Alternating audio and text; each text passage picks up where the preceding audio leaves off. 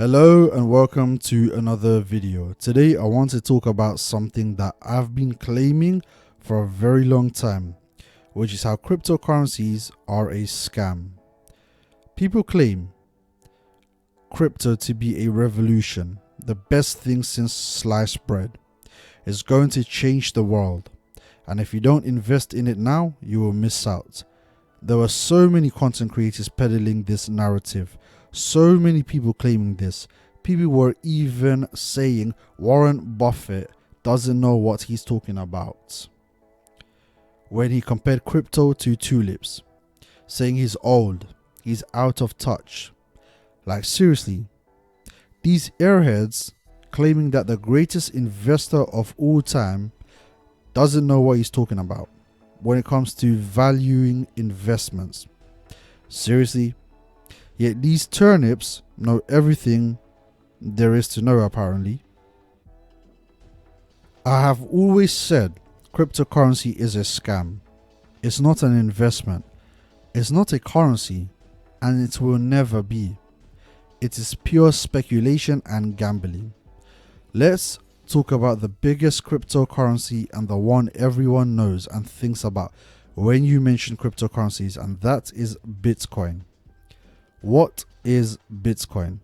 Bitcoin is a decentralized digital currency that was invented in 2008 by an unknown person or group of people using the pseudonym Satoshi Nakamoto. It was released as open source software in 2009.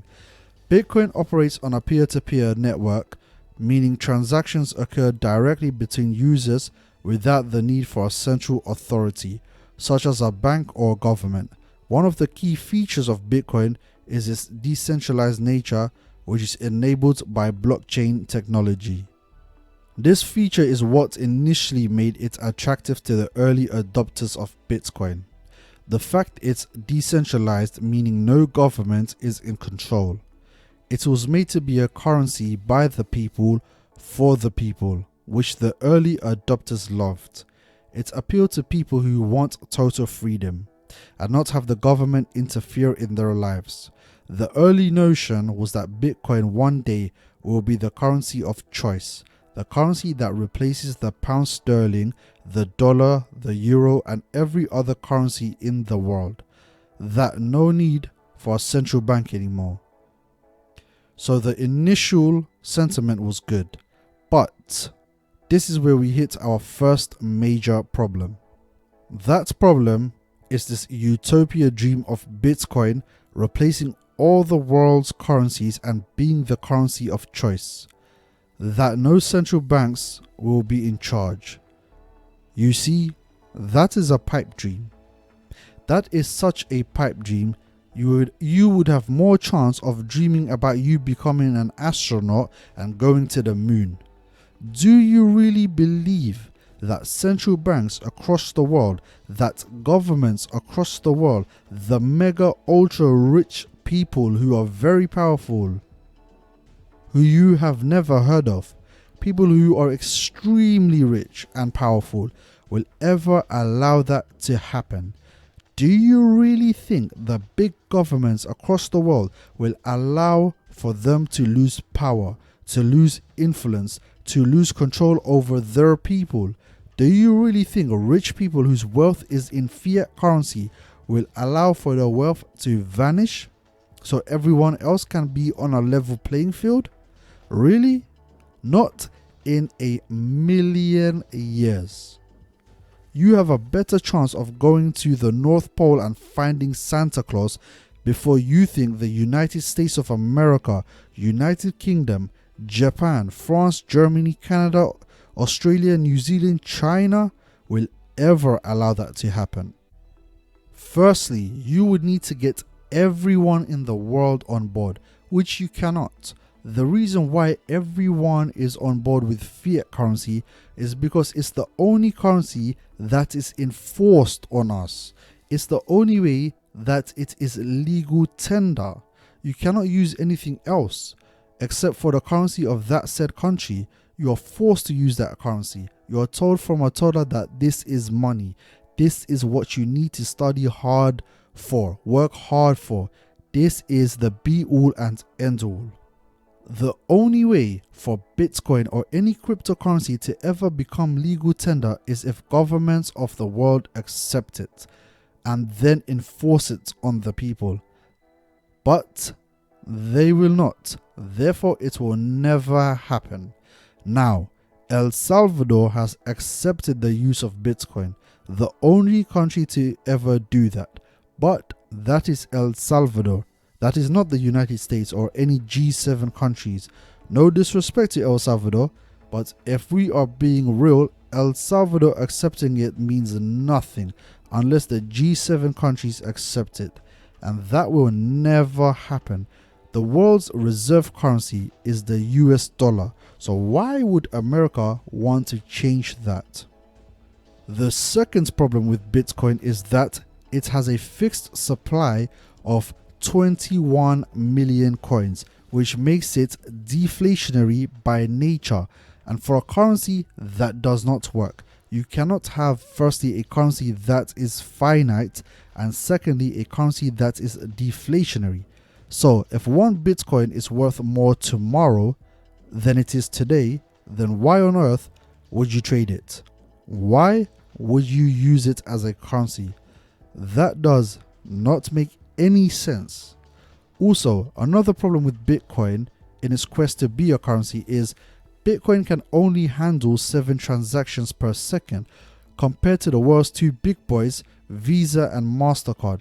Visa can process 1,700 transactions per second and MasterCard can handle 5,000 transactions per second, meaning Bitcoin completely fails as a currency. So not only will the world's governments never approve of it, it fails at the very thing that it actually wanted to be, which is a currency. So it then moves into the realm of being a quote-unquote investment or store of wealth, like a digital alternative to gold. Now you see the popularity of Bitcoin erupt. This leads us to our next problem with Bitcoin, and that is its so-called use as a store of wealth, a digital alternative to gold. But the problem with this is gold is tangible, it's real, solid, you can touch it, hold it in your hands. It still has actual value and it has valuable use, such as being used in catalytic converters in cars to meet emission standards. It's used in jewelry, it's used in dentistry, it's used in aerospace, it's used in electronics. Gold is a highly efficient conductor and connector, and it does not corrode, which makes it perfect for use in circuitry. Also, small amount of gold is used in almost all electronic devices, including mobile phones, television, calculators, and GPS units. Gold has proven its value over history, from its use as a currency to its use in everyday products, to its historical ability to hold its value through decades. Therefore, gold has approved itself as a great commodity to use as a store of value because it is tangible. You can sell gold to people, to manufacturers, because gold is needed to make things. But the same cannot be said for Bitcoin. Bitcoin isn't tangible. It's not used in manufacturing. It's purely digital, and even there it's useless. Unlike an online store, the online store could potentially sell online items such as online calendars, ebooks, and courses, meaning it's producing something of value. Therefore, it's a profitable business. It makes sense to invest in that business. But Bitcoin does nothing of those sorts. It's just a digital coin, meaning if the hype around Bitcoin vanishes, then it becomes worthless because it doesn't produce anything and it cannot be used to make anything, meaning it is a terrible store of value because it's literally a house of cards, and one blow all your money is gone.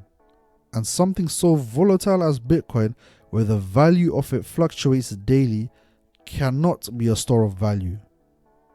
It's too unstable, which then leads us to its use as an investment vehicle. Now, I use the word investment very loosely And to be honest, it's not an investment. It's a speculation, a flutter, a gamble. It's not an investment because it doesn't produce anything. For its value to go up in the long run, and because it doesn't produce anything, it doesn't make any profits for its shareholders, it doesn't give out dividends, it's purely a gambling device. You buy into Bitcoin with the hope that the hype surrounding it on the news, social media, from celebs and influencers means the price goes up massively, and then you sell it at the top. Inevitably, when it comes crashing down, the poor sod who bought at the top, believing the hype and hysteria surrounding it, ends up holding an empty bag, having lost a substantial amount of money. That's how Bitcoin's been operating. It goes up, it goes down, it goes up, it goes down. And now we saw this horrible behavior from celebs selling NFTs, promoting Bitcoin, promoting other cryptocurrencies known as meme coins. You even had some creators create their own crypto to pump the price and then sell, doing a rug pull on their viewers. You even had that whole fiasco with FTX cryptocurrency exchange and the pure horse crap that was, with celebs and creators promoting an obvious scam. Not to mention the countless of crypto scams that have plagued the internet over the years, which I cannot be bothered to go into because it's pointless. The matter of fact is, Bitcoin is only good for using it as a gambling tool. And you know the saying, the house always wins. Meaning, if wealthy people who control the media are buying into Bitcoin or any crypto and are then promoting said crypto on their platform to create a buzz, you know a rug pull is coming. It's a pure pump and dump and nothing else. So that was the video. Hopefully it helped you with understanding this mess that is Bitcoin and cryptocurrency. If you found the video useful, then subscribe and check my other videos. Give the video a like and let me know your thoughts in the comments section below. Take care.